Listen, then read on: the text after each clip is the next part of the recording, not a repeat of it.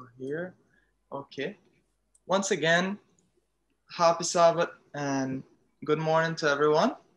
Sekali lagi, selamat Sabat dan selamat pagi bagi semuanya. Happy Selamat Sabbath. Sabat. Happy Sabbath. Happy Sabbath. Happy Sabbath for you, Japhet. Sabbath. Jafet. It is a privilege and an honor to be able to speak to you today.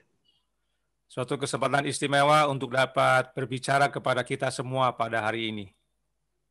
I'm so glad that we can meet new people across the world and who believe the same thing and to see how God is working. Saya bersuka cita oleh karena dapat berjumpa dengan kenalan-kenalan baru di dunia lain, di belahan dunia lain maksudnya, yang memiliki keyakinan yang sama, iman yang sama. To begin, I will share my testimony and then we will go into a little Bible study of something that is very important when studying the Bible. Sebagai pendahuluan, kita akan mendengarkan kesaksian pribadinya dan sesudah itu kita akan belajar firman Tuhan, sesuatu yang penting bagaimana cara belajar firman Tuhan. My name is Japhet Elwin and I'm from the Bay Islands of Honduras. Nama saya adalah Japhet Elwin dan dari Bay Islands di Honduras. And this is my wife Scarlett from Brazil. Dan ini adalah istrinya, Scarla dari Brazil. Halo, happy Sabat. Halo, happy Sabbath. So I grew up in a Christian home, in an Adventist home. Saya dibesarkan dalam rumah tangga Kristen, rumah tangga Advent. And I was brought up believing in the Bible and in the spirit of prophecy. Saya dibesarkan dengan percaya kepada Alkitab dan Roh Nubuat. And we read the Bible in the spirit of prophecy every morning and every morning and evening worship. Kami selalu membaca Roh Nubuat setiap pagi dan setiap petang dalam perbaktian. And I have always believed in John 3:16 that says that God so loved the world that he gave his only begotten son, that whosoever believeth in him should not perish but have everlasting life. Dan saya selalu percaya kepada firman Tuhan yang berkata dalam Yohanes 3:16 bahwa karena begitu besar kasih Allah akan dunia ini, sehingga ia mengaruniakan anaknya yang tunggal, agar barang siapa yang percaya tidak binasa, melainkan beroleh hidup yang kekal. My father is a pastor as well as my eldest brother. Ayah saya adalah seorang pendeta, demikian juga dengan abang saya. And so we have always grown up believing in the truth and professing the truth and always wanting to know that we were believing what God says. Kami dibesarkan untuk tidak hanya percaya kebenaran, tapi juga mengabarkan kebenaran, menyatakan dan menyaksikan kebenaran. But before I went off to study my higher education, pada waktu saya melanjutkan pendidikan saya ke pendidikan yang lebih tinggi, I heard someone saying that Jesus was not the literal Son of God. Saya mendengar ada seseorang yang berkata bahwa Yesus itu bukan anak Allah yang harafiah. Or in other words, that he was not begotten of God.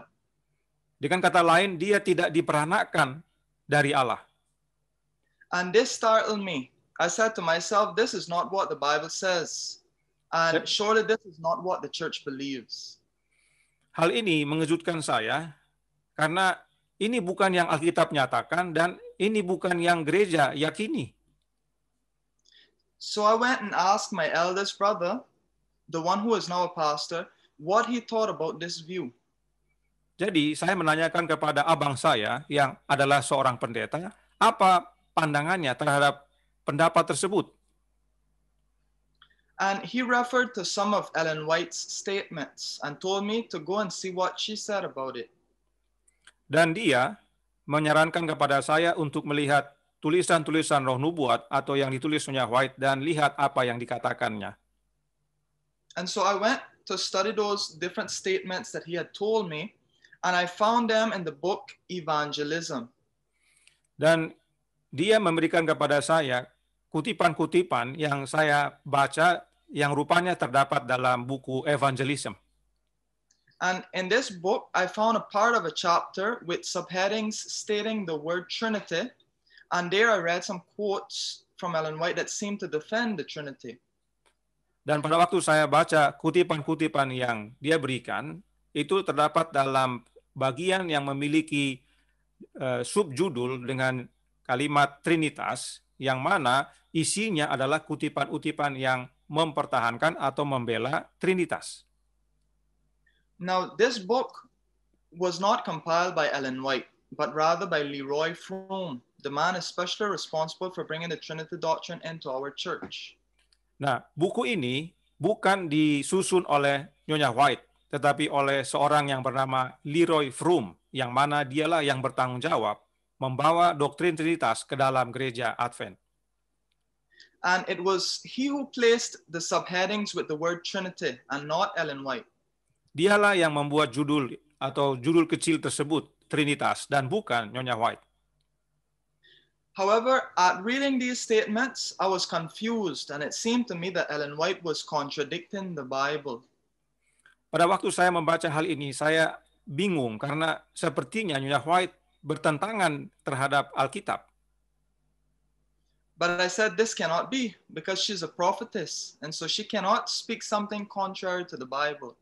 Tapi saya berpikir ini tidak mungkin, sebab dia adalah seorang nabiah. Tidak mungkin dia berbicara bertentangan dengan Alkitab.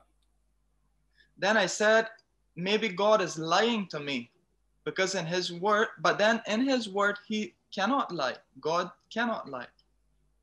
Lalu saya berpikir jangan-jangan Allah berdusta.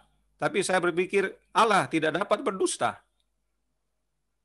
And so I struggled and I prayed for days, and I asked God, why? Why did he have to lie to me in his word? Lalu saya berdoa kepada Allah, kenapa dia harus berdusta dalam firman-Nya? Why did he say that Jesus was his son if he wasn't? Kenapa dia katakan bahwa Yesus adalah anaknya, padahal bukan? He could have used any other word to say what he wanted to say, but he used son. Dia bisa saja menggunakan kata yang lain untuk menyatakannya, tetapi dia secara khusus menggunakan kata anak. So I begged God to show me the truth. Jadi saya mohon kepada Allah untuk tunjukkan kepada saya kebenaran. And I said to God, I believe your word, and I believe what you have said, that Jesus is your only begotten son. Saya And with katakan, this, saya katakan kepada Allah bahwa saya percaya firman-Mu, saya percaya bahwa Yesus adalah anak-Mu yang Engkau peranakkan. and so I kept telling myself, Jesus is God's son. I will believe this, and I will wait for God to show me if I am wrong. Jadi saya katakan kepada Allah bahwa saya percaya Yesus adalah anak Allah yang sesungguhnya, dan saya nantikan akan jawabannya sampai dia nyatakan bahwa saya salah.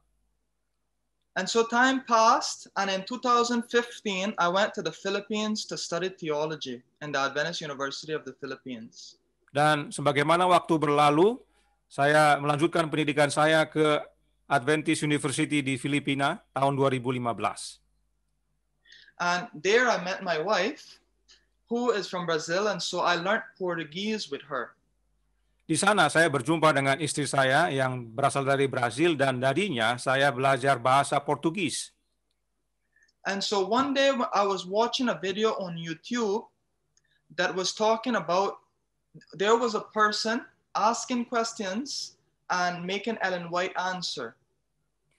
Suatu kali saya menonton YouTube di mana ada siaran yang menyatakan seseorang bertanya dan Nyonya White menjawab. And it was about who the Holy Spirit was. Dan yang ditanyakan adalah tentang siapakah Roh Kudus itu. And he made it so clear that that the Holy Spirit is Jesus's own presence.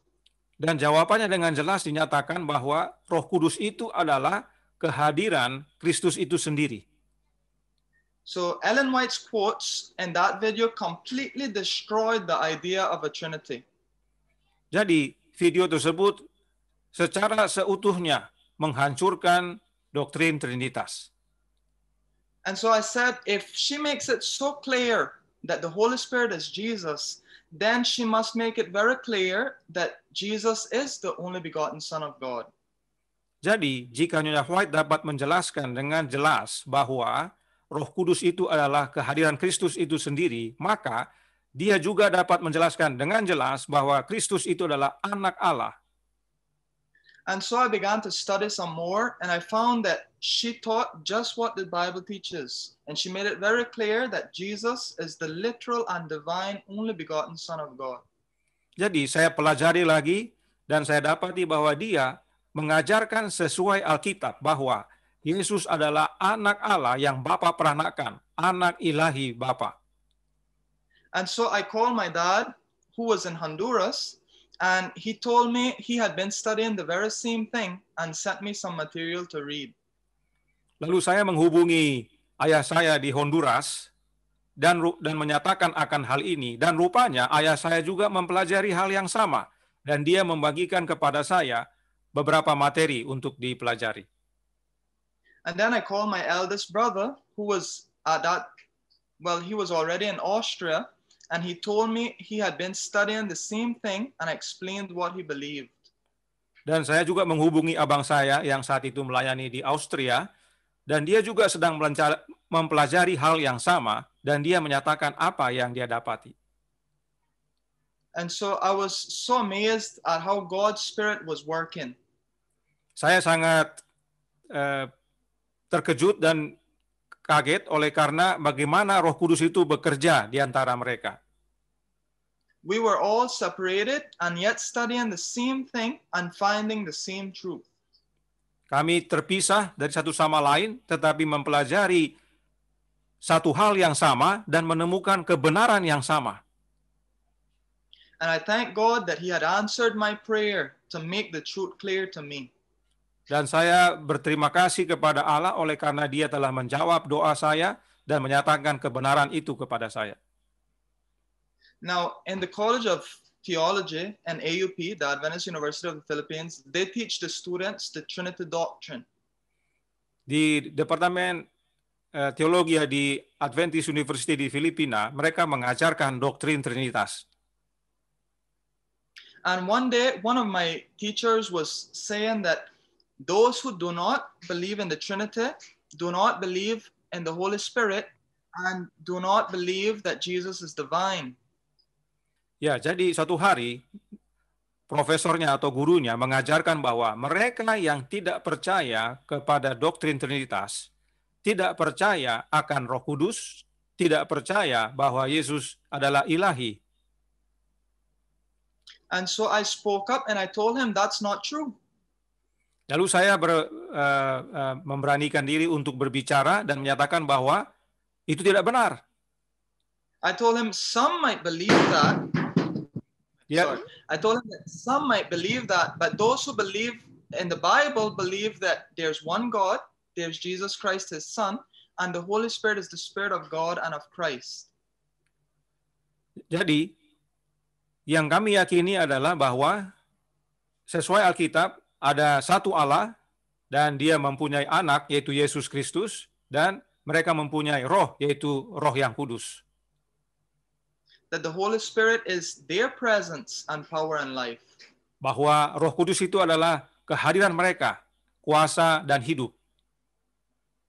And after that, I could see and I could feel that my teachers didn't like me anymore. Dan sejak itu saya dapat merasakan bahwa guru saya sejak itu tidak nyaman dan tidak senang dengan saya.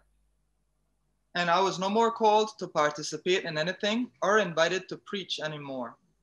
Dan saya tidak lagi dilibatkan dalam kegiatan apapun atau diminta untuk berkhotbah lagi. Then I graduated in 2019. Lalu saya tamat pada tahun 2019. And I was called to work as the Bible teacher in the Adventist High School in my hometown.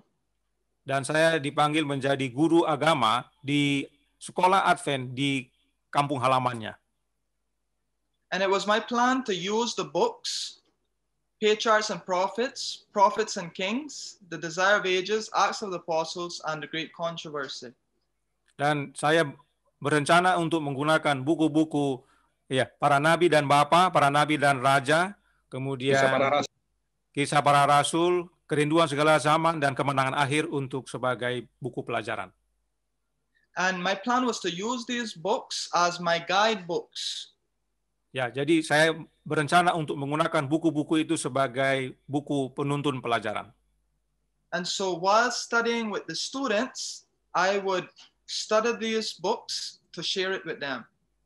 Dan saya mempelajari buku itu bersama murid-murid dan membagikannya kepada mereka. And so every year level or every grade would study a different book. Setiap tahun, setiap kelas atau tingkatan akan belajar buku yang berbeda. But I ended up teaching patriarchs and prophets to three of the classes. Tapi pada akhirnya saya mengajarkan kepada 3 kelas yang berbeda satu buku yang sama, yaitu para nabi dan bapa. Because they wanted to know how sin began and why Lucifer fell. Sebab mereka ingin tahu bagaimana dosa itu mulai dan kenapa Lucifer jatuh. And so while studying with the students, I read the first chapters of Patriarchs and Prophets with them. Jadi pada waktu kami belajar, saya membacakan pasal pertama dari buku para nabi dan bapa. And there it clearly states that Satan was jealous of Jesus because he was equal with God. Di sana dengan jelas dinyatakan bahwa setan iri kepada Yesus sebab dinyatakan Yesus itu setara dengan Bapa, dengan Allah. And also Jesus was the only other one that was with God in the creation of the world. Dan dikatakan bahwa Yesus adalah satu-satunya yang bersama dengan Bapa pada saat dunia ini diciptakan. Also it says that Jesus was the only being in the whole universe that could die and save us. Dan dikatakan juga bahwa Yesus adalah satu-satunya makhluk yang dapat menyelamatkan kita, mati dan menyelamatkan kita. And so some of the students would keep asking, but what about the Holy Spirit? Jadi beberapa daripada murid-murid bertanya, lalu bagaimana dengan Roh Kudus? And so I would show them from the Bible that every statement from Ellen White was correct. Lalu saya sampaikan kepada mereka dan tunjukkan bahwa setiap pernyataan Nyonya White adalah benar. And that there was only one God and Jesus Christ his Son, and that the Holy Spirit is not another being, but rather it is their presence. Jadi saya jelaskan bahwa ada satu Allah dan ada anaknya yang dia peranakan dan bahwa Roh Kudus itu adalah kehadirannya, itu bukan oknum lain. And so I showed all of this from the Bible. Dan saya nyatakan itu atau tunjukkan semuanya dari Alkitab. And the Catholic students were even more willing to accept God's word and the spirit of prophecy than the Adventist students. Yang menarik adalah murid-murid yang beragama Katolik lebih mudah, lebih bersedia menerima kebenaran firman Tuhan daripada yang beragama Advent. And some of my Adventist students kept saying, but this is not what we were taught. Beberapa daripada murid Advent mengatakan bahwa, tapi bukan ini yang diajarkan kepada kami. This is not what the pastor said. Bukan ini yang pendeta katakan. This is not what our Bible teacher taught us. Bukan ini yang guru agama kami sampaikan. And they would also say that Ellen White wasn't trustworthy. Lalu mereka juga katakan bahwa Nyonya White tidak dapat dipercaya.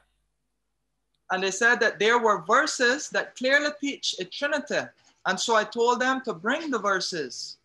Mereka juga katakan bahwa ada ayat yang mengajarkan Trinitas. Saya katakan kepada mereka, coba bawa kepada saya, tunjukkan.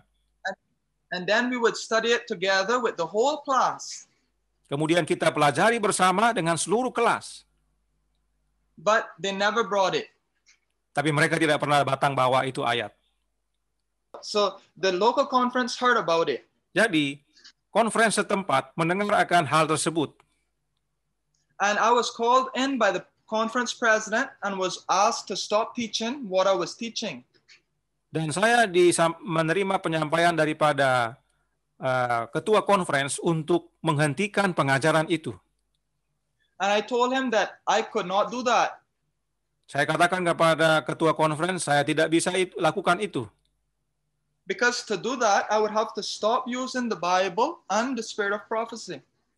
Sebab jika saya tidak mengabarkan itu, berarti saya harus berhenti menggunakan Alkitab dan menggunakan roh nubuat.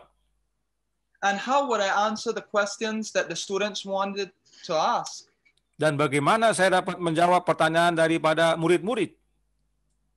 So I presented to him what I was sharing with the students, and I told him that it was his duty to show me, to study with me and show me where I was wrong. Jadi saya nyatakan apa yang saya ajarkan kepada ketua conference tersebut, dan saya minta dia untuk menunjukkan kepada saya di mana kesalahan saya. And I told him, let's plan a Bible study with the pastors so that we could all study together, but this never happened. Dan saya menyarankan bagaimana kita belajar bersama dengan seluruh pastor atau pendeta, tapi itu tidak terjadi. And he said that even if I was right, it first had to come from the general conference. Then I could teach it. Dan dia katakan, kalaupun Anda benar, itu harus datang dari general conference. Baru sesudah itu kita akan dapat ajarkan. And so I told him that I'm sorry, but I couldn't stop teaching the truth. Lalu saya katakan kepada dia bahwa saya tidak dapat berhenti untuk menyatakan kebenaran. And that I understood his concern, and that's why we should study together. Dan saya katakan bahwa saya mengerti pertimbangan Bapak, dan oleh karena itu kita perlu belajar bersama. But I was never called to study with them. Tapi saya tidak pernah dipanggil untuk belajar bersama dengan mereka. And just before the school year ended, they brought in a professor from Montemorelos University. Sebelum masa sekolah berakhir, mereka membawa seorang guru lagi dari Universitas Montemorelos, which is in Mexico. Yang mana berasal dari Meksiko. And so he came and he gave seminars on the Trinity in the school. Dia datang dan memberikan seminar tentang Trinitas di sekolah. But the very weekend that they were going to have these seminars, I had to leave to Brazil. Dan pada akhir pekan, saat mereka hendak mengakhiri seminar itu, saya harus berangkat ke Brazil. Because I had to translate my papers so that we could get married. Sebab saya harus bereskan dokumen-dokumen saya supaya saya dapat menikahi istri saya. And so I went to Brazil and we got married the 5th of January 2020. Jadi saya pergi ke Brazil dan saya menikahi istri saya pada tanggal 5 Januari 2020. Then I came back the 14th of January to Honduras. Dan saya kembali kemudian ke Honduras beberapa saat setelah itu. And then on the 16th of January was my first day of work. Tanggal 16 Januari adalah hari pertama saya bekerja. And on that day I went to the school and they told me to go to the conference because the president wanted to speak to me.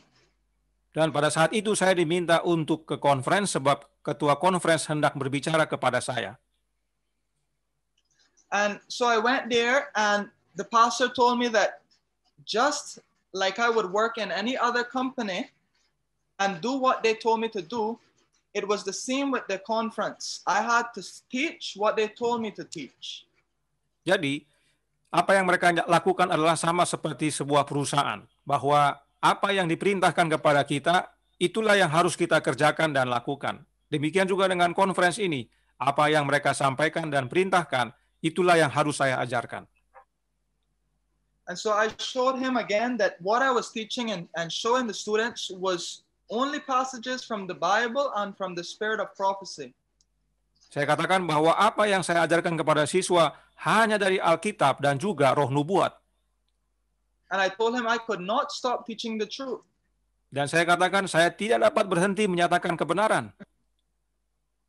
And so he told me that they wouldn't be needing me anymore. And so I was fired on the very first day of my work. Jadi, mereka katakan kalau begitu kami tidak dapat menggunakan atau menerima pelayanan Anda, dan saya dipecat pada hari pertama saya bekerja. And they did not notify me that I was going to be fired either before that. Dan mereka juga tidak menyampaikan kepada saya bahwa saya hendak dipecat sebelum itu. But I told him it was okay, but that I would not stop preaching the truth just because of a job. Jadi saya bilang kepada mereka, oke, tidak masalah, saya tidak akan berhenti menyampaikan kebenaran, kalaupun saya dipecat, karena saya menyampaikannya itu bukan karena pekerjaan. But I still asked him to please let us study together. Tapi saya tetap bermohon kepada mereka untuk mari kita pelajari bersama. Because that was the right thing to do. Sebab itulah yang harus kita lakukan, itulah hal yang benar yang kita lakukan. But we never studied together, and they have said many lies about what I teach and what I believe. Tapi kita tidak pernah belajar, dan bahkan mereka menebarkan banyak dusta tentang apa yang saya ajar, apa yang saya yakini. And yet they wouldn't come, sit down, and study with me to see what I believe. Tapi mereka tidak mau duduk bersama saya untuk belajar bersama saya dan mengetahui apa yang saya yakini. And my father was also fired on the 18th of August of last year. Dan ayah saya juga dipecat tanggal 18 Agustus tahun lalu. Because of the same thing about the Trinity. Tentang hal yang sama, karena hal yang sama, yaitu tentang Trinitas. And even before I was called in to the conference, he had been called in before. Dan kalaupun saya dipanggil oleh conference, rupanya ayah saya dipanggil sebelumnya. Sudah dipanggil sebelumnya. And my father has worked his whole life as a pastor here on the islands. Dan ayah saya sudah bekerja seumur hidupnya sebagai pendeta di pulau ini. And he was also the last local conference president.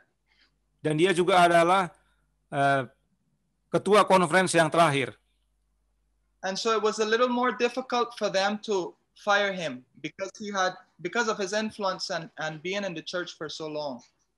Sehingga oleh karena itu mereka agak kerepotan untuk memecat dia karena pengaruhnya, sebab dia sudah cukup lama dalam pelayanan. So they had to work very subtly to try to get him to fire him. Jadi mereka harus bergerak dengan halus agar dapat memecat dia. But in the end they did. Tapi pada akhirnya mereka pecat juga. And our local church is now planning also to disfellowship us. Dan tempat kami bergereja, berbakti, sudah berencana untuk memecat kami juga dari keanggotaan. My eldest brother, the one who is a pastor in Austria, dan abang saya yang menjadi pendeta di Austria, he is also defending his faith. He was called in already twice to a council. Dia juga tetap berdiri teguh atas kebenaran ini sehingga dia sudah dipanggil 2 kali. And he still has to go to 2 more meetings before they decide what they will do with him. Dan dia akan dipanggil lagi terhadap 2 kali pertemuan sebelum mereka menentukan keputusan bagi dia. And the council where he is supposed to defend his faith is composed of a theologian from Andrews University who teaches the Trinity. Dan komite yang mengadili abangnya ini atau sedang memperbincangkan abangnya ini terdiri dari profesor dari Andrews University yang mengajarkan Trinitas. Also the University of Bogenhofen, the one from Austria, they have a professor that teaches the Trinity. He also is in the council. Dan juga ada profesor dari Bogenhofen yang universitas di Austria yang juga mengajarkan Trinitas, juga tergabung dalam komite tersebut. And also the most well-known German author on the Trinity is in that council. Dan juga ada seorang penulis terkenal dari Jerman yang menuliskan tentang Trinitas, ada juga dalam komite itu. And so as you can see, they are working against the truth that God has in his word. Sebagaimana kita lihat mereka berusaha menentang kebenaran yang Tuhan telah nyatakan.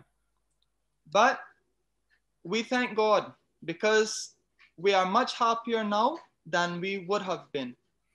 Tapi kita bersyukur kepada Tuhan karena kita lebih berbahagia sekarang daripada sebelumnya. Because there are many people who are being converted and who believe in the truth. Sebab banyak orang yang mulai bertobat dan percaya kepada kebenaran ini. We gather every Sabbath and get together by my grandmother's house and we have worship together. Kami bertemu setiap Sabat di rumah nenek kami dan kita berbakti bersama di sana. And we can see how God is working and His Spirit is moving people around the world. Dan kami bisa melihat bagaimana Allah bekerja dan rohnya menggerakkan orang di seluruh dunia. And that's why I want to advise or counsel you that to not give up, to stand on God's word, because He is working and there will be a shaking, but God's people will be true to His word. Amin. Jadi saya memberikan nasihat kepada kita semua bahwa tetap teguh atas kebenaran ini, Allah tetap bekerja, akan ada goncangan, tetapi umat Tuhan akan tetap teguh. So this is what we have been through, and I'm sure that there are many of you who have been through similar things. Inilah apa yang telah kami alami, kami lalui, dan saya yakin masing-masing kita juga menjalani atau mengalami yang serupa. But let us not give up. Jesus is coming soon. Tapi jangan menyerah sebab Yesus datang segera. Okay. At this time now, let us go into something that I have learned, especially with this truth of the one true God. Sekarang mari kita belajar dari apa yang saya telah pelajari, khususnya tentang Allah yang benar ini. Okay. Let us go to the third slide. The slide. Okay. Now, what we're going to look at is how we are supposed to study and interpret the Bible. The reason... wait, go ahead. Oke, thank you. Baik, saudara sekalian, kita akan melihat bagaimana untuk menafsirkan Alkitab. Now, the reason why false doctrines have come into our church, alasan kenapa adanya doktrin palsu masuk dalam gereja kita, and also why there are so many denominations and beliefs, dan juga begitu banyak denominasi dan juga keyakinan, is simply because people fail to study the Bible as it should be. itu karena umat-umat Allah gagal mempelajari firman Tuhan sebagaimana mestinya. And that's why today we're going to look at how the Bible says we should interpret the Bible. Dan oleh karena itu kita perlu lihat apa yang Alkitab nyatakan untuk menafsirkan Alkitab. And the first principle that we will look at is that we all can understand the Bible. Okay, so we're going to read 2 Peter 1:20 and 21.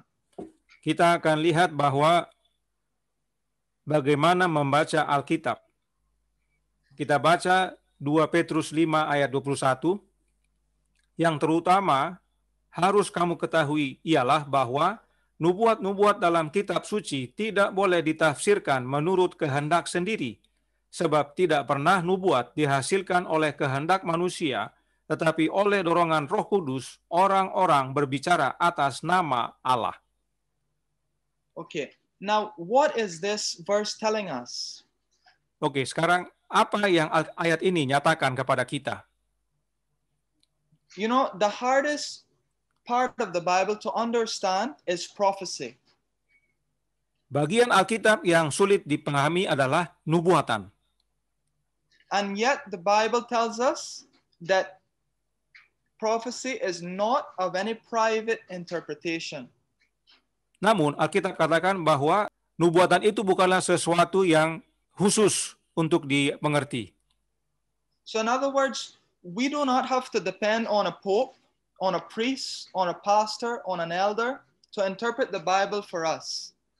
Jadi, kita tidak harus menggunakan paus, imam, pastor, atau guru teologi sekalipun untuk mengajarkan atau menafsirkan Alkitab bagi kita.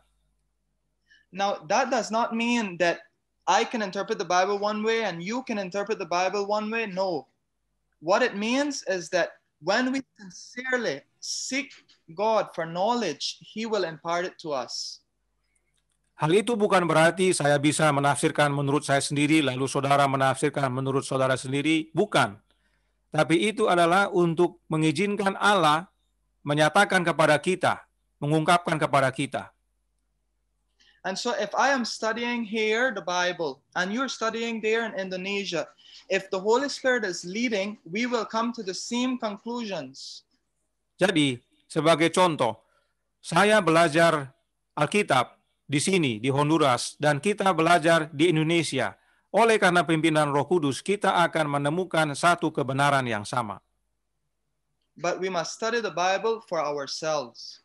Namun kita perlu belajar Alkitab untuk diri kita sendiri. Roh Nubuat berkata, semua yang datang ke Alkitab dengan roh yang dapat diajar dan penuh doa untuk mempelajari ucapannya sebagai firman Allah akan menerima pencerahan ilahi. Ada banyak hal yang tampaknya sulit atau tidak jelas yang akan Allah jelaskan dan sederhana bagi mereka yang ingin memahaminya. So there we see, if something is difficult for us to understand and we ask God for wisdom and we are humble, He will give us wisdom. Jadi kita lihat bagaimana kalau ada yang sulit kita pahami, asal kita mau datang kepadanya penuh kerendahan, meminta akan hikmatnya, maka dia akan nyatakan. Roh Nubuat melanjutkan, saudaraku, biarlah firman Allah berdiri sebagaimana adanya. Jangan biarkan hikmat manusia memberanikan diri mengurangi kekuatan satu pernyataan kitab suci. There we see that we should not make our human wisdom lessen the force of the word of God. Dikatakan jangan biarkan hikmat kita mengurangi kekuatan atau kuasa daripada firman Allah itu. We must seek to understand what God is trying to say. Kita harus belajar untuk mencari apa yang Allah nyatakan kepada kita. Alkitab berkata dalam 1 Korintus 2 ayat 14, tetapi manusia duniawi tidak menerima apa yang berasal dari roh Allah, karena hal itu baginya adalah suatu kebodohan, dan ia tidak dapat memahaminya, sebab hal itu hanya dapat dinilai secara rohani. Now, in this verse, we find a principle, another principle in studying God's word. Dalam ayat ini kita lihat prinsip berikutnya dalam mempelajari firman Allah. And that is that we must study the Bible prayerfully, seeking God's Spirit to lead us. Yaitu kita harus belajar firman Allah dengan penuh doa, meminta akan rohnya memimpin kita. It tells us that the natural man or the unconverted man cannot understand spiritual things. Jadi, orang yang tidak bertobat atau belum ditobatkan, di sini disebutkan sebagai manusia duniawi, tidak dapat mengerti apa yang firman Allah nyatakan. But if we are led by the Holy Spirit, then we can understand spiritual things. Namun, jika kita dipimpin oleh Roh Allah, maka kita dapat mengerti akan hal-hal rohani. Roh Nubuat menyatakan dalam Kebahagiaan Sejati halaman 84 paragraf 4 yang berkata, janganlah sekali-kali Alkitab dipelajari tanpa doa. Sebelum kita membuka halaman-halamannya, kita haruslah memohon terang dari Roh Kudus, dan penerangan itu memang akan diberikan. So here it's very clear. If we want to understand the Bible, we need to pray and ask for God's guidance. Jelas sekali di sini dikatakan bahwa kalau kita mau mengerti firman Tuhan, kita harus dengan doa meminta akan pimpinannya. Alkitab melanjutkan dalam Yesaya 8 ayat 20, carilah pengajaran dan kesaksian. Siapa yang tidak berbicara sesuai dengan perkataan itu, maka baginya tidak terbit fajar. So what is this verse telling us? Apakah yang ayat ini nyatakan kepada kita? It's telling us that all that we believe, all that we profess, must be based on God's word. Hal ini menyatakan bahwa semua yang kita percayai atau yakini, atau semua yang kita saksikan, harus berdasarkan firman Allah. In other words, the Bible and only the Bible. Dengan kata lain, Alkitab dan hanya Alkitab saja. Or like Martin Luther said, sola scriptura. Sebagaimana Martin Luther nyatakan, sola scriptura. So all that we believe must conform to the Bible. semua yang kita yakini harus diteguhkan menurut Alkitab. If anything that we believe contradicts the Bible, it is because there is no light in them. It is not true. Dan kalau yang kita yakini tidak selaras dengan Alkitab, maka itu tidak memiliki terang dan itu tidak benar. Roh Nubuat berkata dalam The Review and Herald Juli 17 tahun 1888 paragraf 9, Alkitab adalah satu-satunya aturan iman dan doktrin. Okay, so here we find that the Bible should be our only rule of faith and doctrine. Di sini dengan jelas dikatakan bahwa Alkitab adalah satu-satunya aturan iman dan doktrin. Roh Nubuat melanjutkan dalam Review and Herald 15 Desember 1885 atau tertulis juga dalam Selected Messages buku pertama halaman 416 yang berkata, Alkitab dan hanya Alkitab yang akan menjadi dasar iman kita, satu-satunya ikatan persatuan. Semua yang tunduk pada firman kudus ini akan dalam keharmonisan. Pandangan dan gagasan kita sendiri tidak boleh mengendalikan upaya kita. Manusia itu bisa salah, tapi firman Allah itu sempurna. Daripada bertengkar satu sama lain, biarlah manusia memuliakan Tuhan. Marilah kita menghadapi semua pertentangan seperti yang dilakukan guru kita dengan mengatakan, ada tertulis.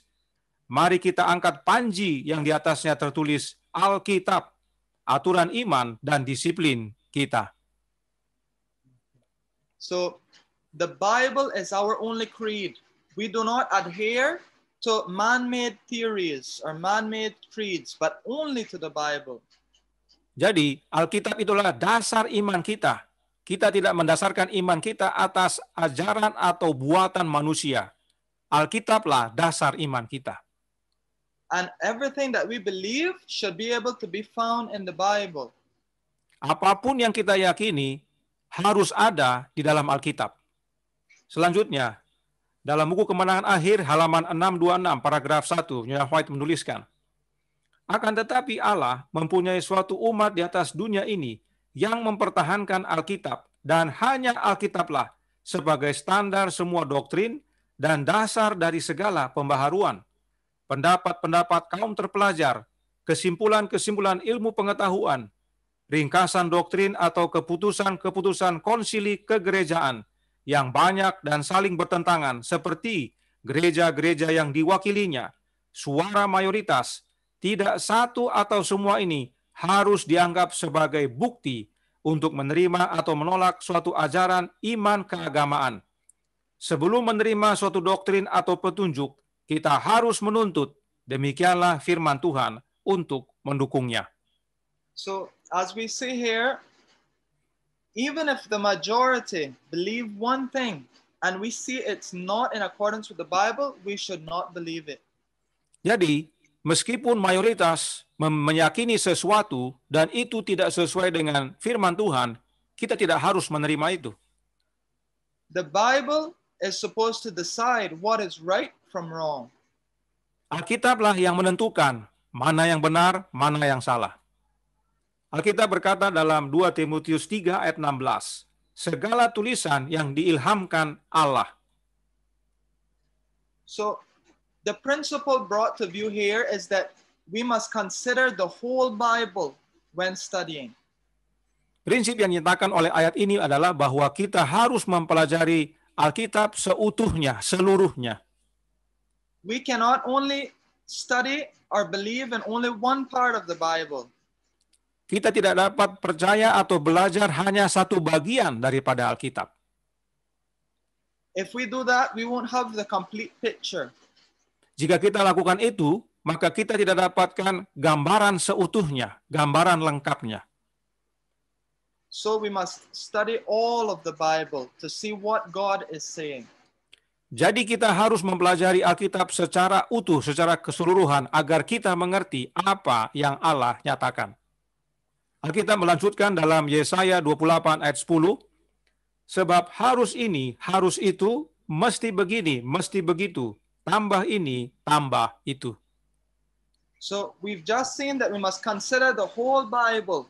And to do that, we must, as we have seen here, we must compare verse with verse. Dan sebagaimana tadi kita sudah lihat bahwa kita harus belajar Alkitab secara seutuhnya, dan sesuai ayat ini kita dinasihati untuk mempelajari Alkitab tersebut ayat demi ayat. What one verse does not explain completely, the other one will explain. Jika satu ayat menyatakan belum lengkap, maka ayat yang lain akan melengkapinya. You know, and this is something that we find because with Trinitarians use one verse and think that that says a Trinity. Inilah yang dialami oleh saudara-saudara kita kaum Trinitas. Mereka hanya ambil satu ayat dan menyatakan itulah Trinitas.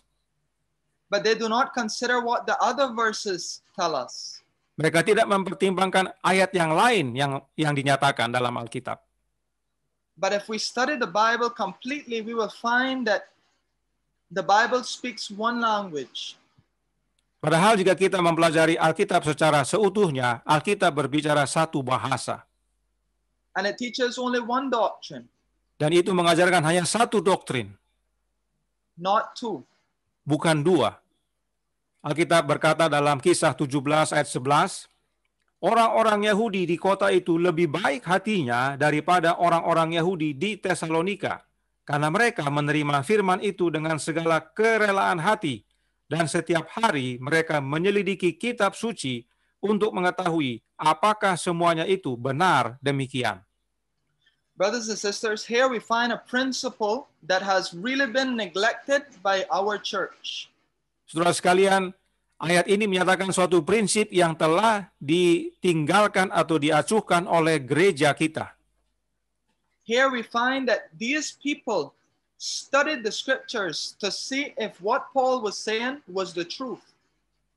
Dari sini kita lihat bagaimana umat-umat ini mempelajari kembali apa yang disampaikan oleh Paulus, apakah benar atau tidak. And this is our duty. Dan inilah tugas kita. We cannot reject nor accept something without first studying the Bible to see if it's true or not. Kita tidak dapat menerima sesuatu sebelum kita memastikannya dari Alkitab apakah itu benar atau tidak. Alkitab melanjutkan dalam 1 Tesalonika 5 ayat 21. Ujilah segala sesuatu dan peganglah yang baik. Okay. So again we find a command. Kembali kita menerima suatu perintah. We have to prove all things and hold fast that which is good. Kita harus menguji segala sesuatu dan memegang yang baik. Amsal 28 ayat 9 melanjutkan, siapa memalingkan telinganya untuk tidak mendengarkan hukum, juga doanya adalah kekejian. As we see here, we have to be very careful not to reject the truth. Dari sini kita lihat bahwa kita harus hati-hati agar tidak menolak kebenaran.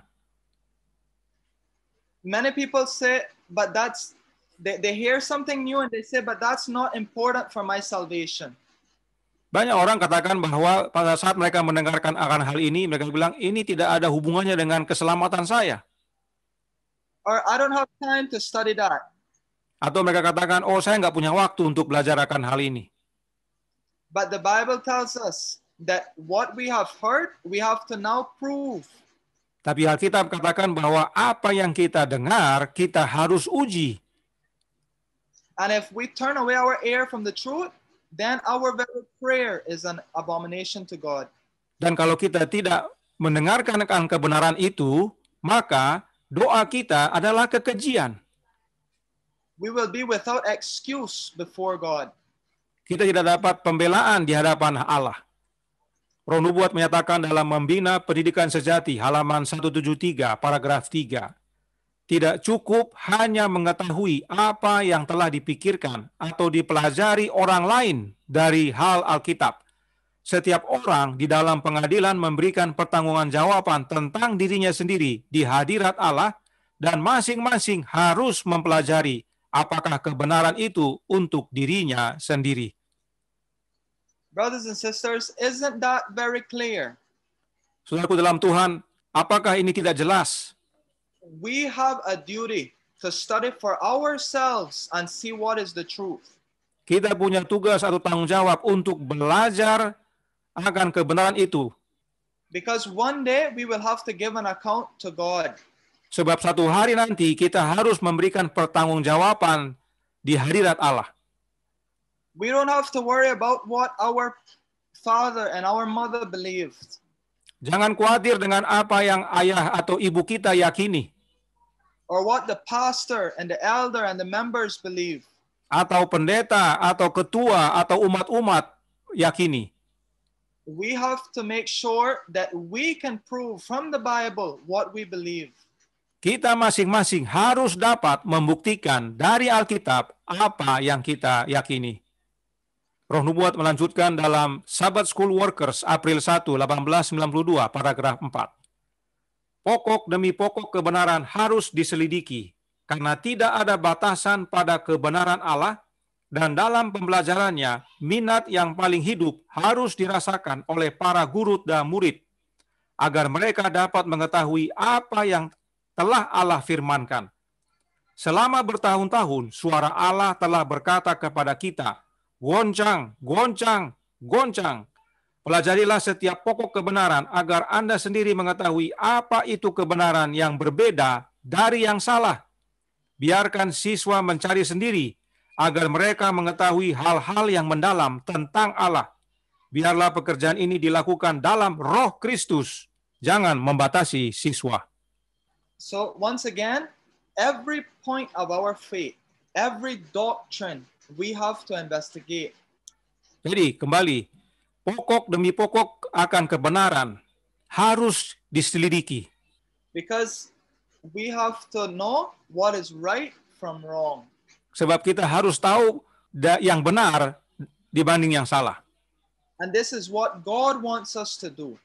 Inilah yang Allah ingin kita lakukan.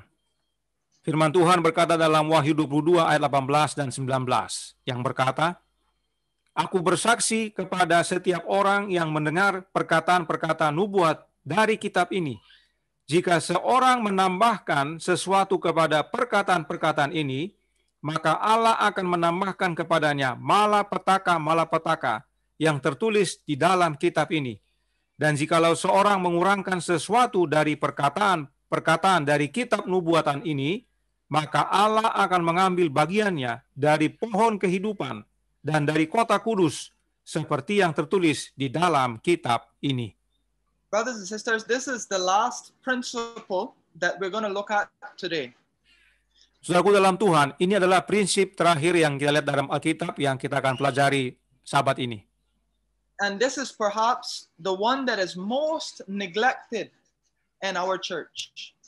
Dan prinsip ini adalah yang sering diabaikan oleh gereja kita.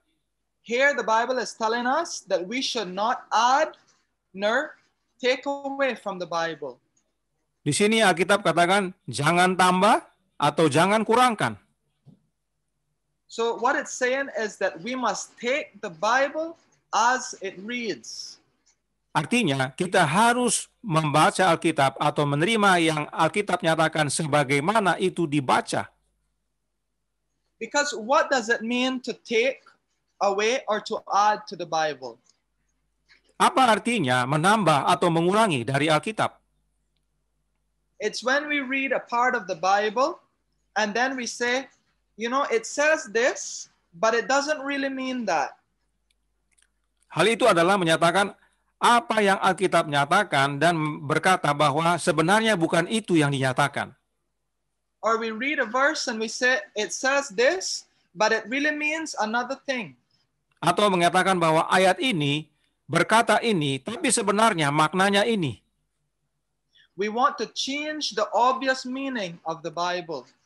Kita mau ganti makna yang nyata dan jelas dari ayat Alkitab tersebut. And that's why we have to leave the Bible alone and accept it for what it says. Dan oleh karenanya kita harus membiarkan Alkitab itu menyatakan dirinya sendiri. Roh Nubuat berkata dalam manuskrip 16 tahun 1888 paragraf 14 yang berbunyi, Saudara-saudara berpegang teguh pada Alkitab Anda sebagaimana itu dibaca, dan hentikan kritik Anda sehubungan dengan keabsahannya dan patuhi firman. dan tidak satupun dari Anda akan terhilang. Selanjutnya dalam Review and Herald September 28 tahun 1897 paragraf 7. Alkitab, sebagaimana itu dibaca, akan menjadi penuntun kita. Tidak ada yang dihitung untuk memperbesar pikiran dan memperkuat kecerdasan selain mempelajari Alkitab. Tidak ada pelajaran lain yang begitu meninggikan jiwa dan memberi kekuatan pada kemampuan sebagaimana pelajaran tentang nubuat yang hidup. So we see clearly here that we must accept the Bible just as it reads. Jelas sekali di sini bahwa kita harus menerima Alkitab sebagaimana itu dibaca. Word for word. Kata demi kata. That is why God gave us his word written. Itu sebabnya firman Allah dinyatakan kepada kita tertulis. So that no one can change it. Sehingga tidak ada orang yang bisa mengubahnya. We can study for ourselves and see what the Bible says. Kita bisa belajar untuk diri kita sendiri dan lihat apa yang Alkitab nyatakan kepada kita. Roh Nubuat melanjutkan dalam buku Kemenangan Akhir. Kebenaran yang jelas sekali dinyatakan di dalam Alkitab telah ditanggapi dengan keraguan-raguan dan ketidakjelasan oleh kaum terpelajar yang dengan berpura-pura memiliki hikmat yang besar, mengajarkan bahwa Alkitab itu mempunyai arti rohani yang penuh mistik dan rahasia yang tidak kelihatan dalam bahasa yang digunakan. Orang-orang ini adalah guru-guru palsu. Kepada golongan seperti inilah Yesus mengatakan, kamu sesat, justru karena kamu tidak mengerti kitab suci maupun kuasa Allah. Markus 12 ayat 24. Bahasa Alkitab harus dijelaskan sesuai dengan artinya yang sebenarnya, kecuali menggunakan lambang atau gambar. Kristus telah berjanji, barang siapa mau melakukan kehendaknya, ia akan tahu entah ajaranku ini berasal dari Allah, entah aku berkata-kata dari diriku sendiri. Yohanes 7 ayat 17. Jikalau manusia menerima Alkitab sebagaimana ia dibaca, jikalau tidak ada guru-guru palsu yang menyesatkan dan membingungkan pikiran mereka, pekerjaan akan tercapai yang membuat malaikat-malaikat senang dan yang akan membawa kepada pihak Kristus ribuan orang yang sekarang sedang mengembara dalam kesalahan. So we see here in the first sentence of this paragraph. Kita lihat di sini dalam kalimat pertama dari paragraf ini, that there are those who teach that the Bible has a mystical, secret, spiritual meaning. Bahwa ada yang mengajarkan bahwa Alkitab itu mempunyai arti yang mistik dan rahasia. That is not apparent in the language employed. Yang mana tidak tampak dalam bahasa yang digunakan oleh Alkitab. These men are false teachers. Orang-orang yang mengajarkan demikian adalah guru-guru palsu. So in other words, there are people who are teaching that the Bible says this, but it doesn't really mean that. It actually means something else. Jadi ada orang yang mengajarkan bahwa ayat ini memang menyatakan ini, tapi sebenarnya ayat artinya bukan ini. Artinya ada hal yang lain. And this is the same thing we find used in the doctrine of the Trinity. Dan ini kita dapati digunakan dalam ajaran doktrin Trinitas. The people and the pastors, they use verses from the Bible, but they say that it doesn't really mean what it's saying. Para pendeta dan juga umat-umat yang percaya doktrin Trinitas mengambil ayat dari Alkitab, menyatakan bahwa apa yang dinyatakan oleh ayat itu bukan itu artinya. For example, John 3:16. Sebagai contoh, Yohanes 3 ayat 16. It says that God gave his only begotten son. Alkitab katakan bahwa Allah mengaruniakan anaknya yang tunggal. But yet, people now are trying to change it and say, no, Jesus is not the Son of God, not the literal Son of God, not begotten. Namun apa yang terjadi sekarang, orang coba mengajarkan bahwa Yesus bukan anak Allah yang secara harafiah, anak yang bukan diperanakan. They are taking and adding to the Word of God. Mereka mengurangi dan menambah kepada firman Allah. And also in After that, it says that the language of the Bible should be explained according to its obvious meaning, unless a symbol or figure is employed. Kemudian dikatakan juga di sini bahwa bahasa Alkitab harus dijelaskan sesuai dengan artinya yang sebenarnya, yaitu sebagaimana tertulis, kecuali menggunakan lambang atau gambar. So now some people might say there, sometimes the Bible has a symbol. Nah, mungkin ada orang bilang bahwa itu Alkitab ada menggunakan lambang. But brothers and sisters, the Bible will give a very clear or will tell us when it is a symbol.